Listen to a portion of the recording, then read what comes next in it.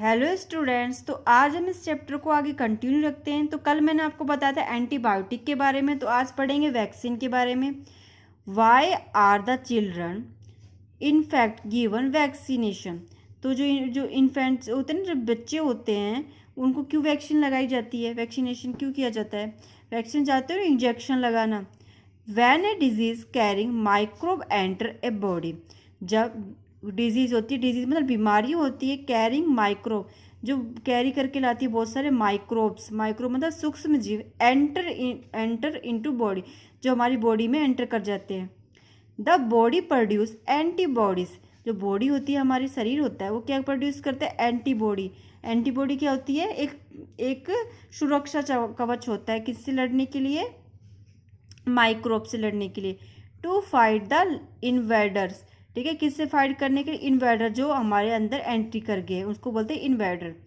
The body also remembers how to fight the microbe if it enter again, जो body होती है वो उसको याद रहता है कि वो कैसे लड़ सकती है माइक्रोब से जो उसके अंदर एंट्री कर चुके हैं। तो कैसे लड़ रही है? वो एंटीबॉडी के थ्रू लड़ रही है, वो हमें सुरक्षा कवच बना लेती है और प्रोटेक्ट करती है, किसके थ्रू? एंटी माइक्रोब के अगेंस्ट।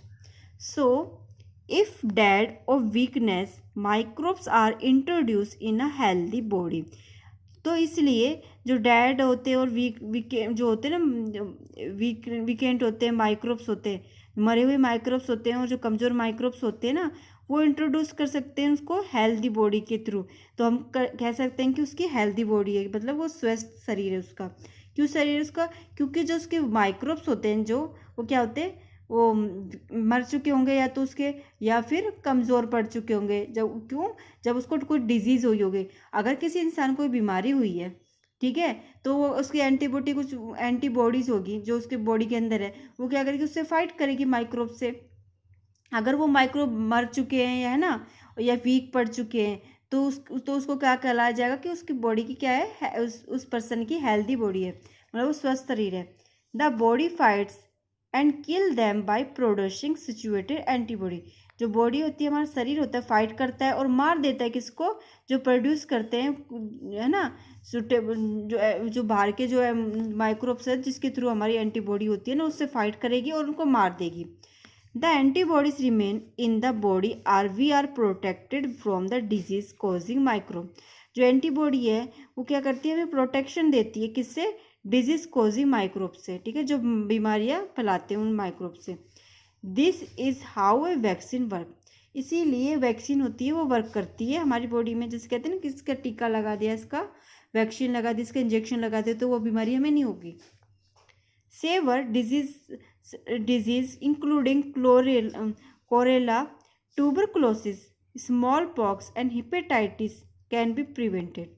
तो बहुत सारी बीमारियाँ ऐसी होती है, जैसे कोलेरा, है ना, हैजा बोलते हैं जिसको, ट्यूबरकुलोसिस टीबी बोलते हैं, स्मॉल पॉक्स, है ना, और हिपेटाइटिस, ये ऐसी बीमारी है जिसको रोका जा सकता है, किसके थ्रू? बाई वैक्सीनेशन, वैक्सीनेशन के थ्रू, मतलब इंजेक्शन लगा के। तो यहाँ पे बता रखा है एडवर्ड जेनर थे, उन्होंने क्या था? डिस्कवर किया था वैक्सीन को फ्रॉम स्मॉल पॉक्स इन 1798, ठीक है, स्मॉल पॉक्स वाली डिजीज के थ्रू उन्होंने वैक्सीन का डिस्कवर किया था, निर्माण किया था, किसने? एडवर्ड जेनर ने। In your childhood you must have been given injection to protect your self against several disease. जब आप बचपन में थे, तो छोटे थे, तो आपको बहुत सारे इंजेक्शन दिए होंगे, किसके लिए? लड़ने के लिए, अब डिजीज से लड़ने के लिए, ठीक है, टू फाइट सेवरल डिजीज मतलब बीमारी से लड़ने के लिए बहुत सारे इंजेक्शन दिए होंगे। आपको कोई बीमारी होगी तो आपको क्या डॉक्टर क्या देते हैं? इंजेक्शन देता है। Can you prepare a list of the disease you may take help from the your parents, तो आप प्रिपेयर कर सकते हो लिस्ट की, जो जो डिजीज़ के आपने इंजेक्शन लिए हैं।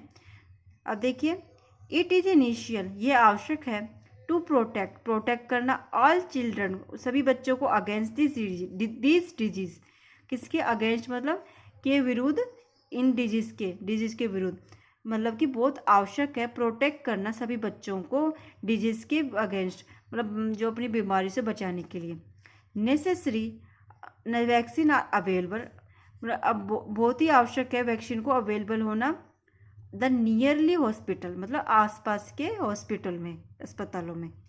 You might have seen the advertisement on TV and newspaper regarding protection of children.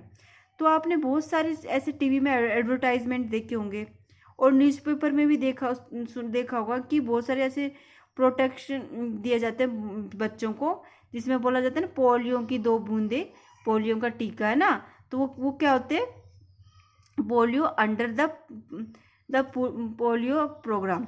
जो पोलियो का टीका लगाया जाता है, और वो क्यों लगाया जाता है, हमको पोलियो की डिजीज से बचाने के लिए। वो कब लगता है, बचपन में लगाया जाता है ना, क्योंकि छोटी उम्र में, क्योंकि हमको पूरी लाइफ टाइम तक कोई भी डिजीज ना हो। तो पोलियो को जो टीका लगता है हमको, है ना, तो पोलियो के टीके के थ्रू हमको क्या दे रहे हैं, हमको एंटीबॉडी दे रहे हैं। ठीक है, एंटीबॉडी किसकी लड़ने के लिए, हमारी डिजीज से लड़ने के लिए। और कौन सी डिजीज से लड़ने के लिए, पोलियो की डिजीज से लड़ने के लिए। आगे देखिए, a world wide campaign against smallpox has finally led to its eradication from most part of the world. जो वर्ल्ड वाइड, मतलब दुनिया भर में जो कैंपेन लगे जाते हैं किसके अगेंस्ट, स्मॉल पॉक्स, छोटी माता बोलते हैं जिसको, उससे लड़ने के लिए, ऐसे कि आपको इससे बचने के लिए ये चीज़ करनी चाहिए, इस तरह कैंपेन उसको बोलते हैं। ठीक है, जहाँ से उनको सजेस्ट किया जाता है अदर लोगों को फ्री में कि आपको इस बीमारी से बचने के लिए ये टर्म्स यूज करने चाहिए। This day vaccine are made on a large scale. इस समय जो वैक्सीन होती है बहुत बड़ी संख्या में बन रही है।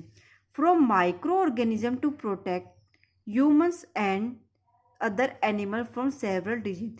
तो जो माइक्रो ऑर्गेनिज्म होते हैं वो क्या हमको प्रोटेक्ट करते हैं, है ना, तो ह्यूमन्स में, इंसानों में भी, और अदर एनिमल, जानवरों में भी, और किससे, सेवरल डिजीज से, बहुत सारी बीमारियों से।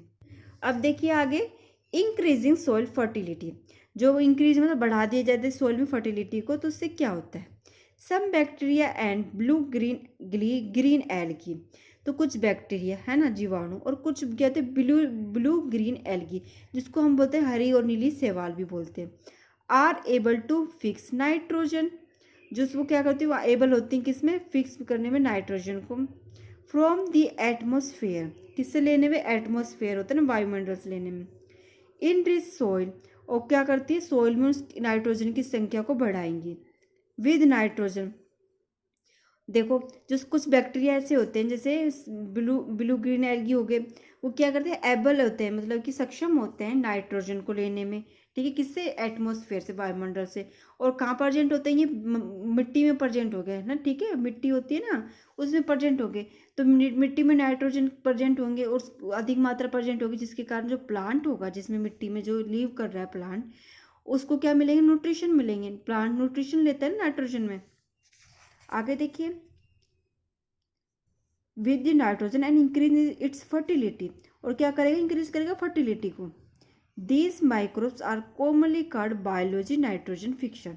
और ये क्या कहलाते हैं, जो नाइट्रोजन माइक्रोब्स होते हैं वो कहलाते हैं biology nitrogen fiction. Nitrogen fiction कहलाते हैं, मतलब नाइट्रोजन को फिक्स करते हैं किसमें, सॉइल में, फिक्सिंग। ठीक है, आगे देखिए आप, क्लीनिंग द इन्वायरमेंट, मतलब इन्वायरमेंट की क्लीनिंग करने भी माइक्रो ऑर्गेनिज्म वर्क कर रहे हैं। Boojo and Feli has observe the school gardener making manure. जो स्कूल गार्डनर होता है, गार्डनर कौन होता है, जो गार्डन में पौधों की देख रेख करता है। ठीक है, वो क्या करता है, मेकिंग करता है, बनाता है उनके लिए मैन्यूर होता है ना, उर्वरक खाद होती है, उनमें डालता है। Along with these friends they collected waste of plants, vegetable and fruits from nearby house and garden. जो उनकी दोस्त लेकर आते हैं, वो कलेक्ट करके जो वेस्ट होता है ना, वेस्ट प्रोडक्ट होता है, वो प्लांट और वेजिटेबल और फ्रूट के होते हैं, वो नियर बाई हाउस और गार्डन से लेकर आते हैं। They put them in a pit means the waste disposal.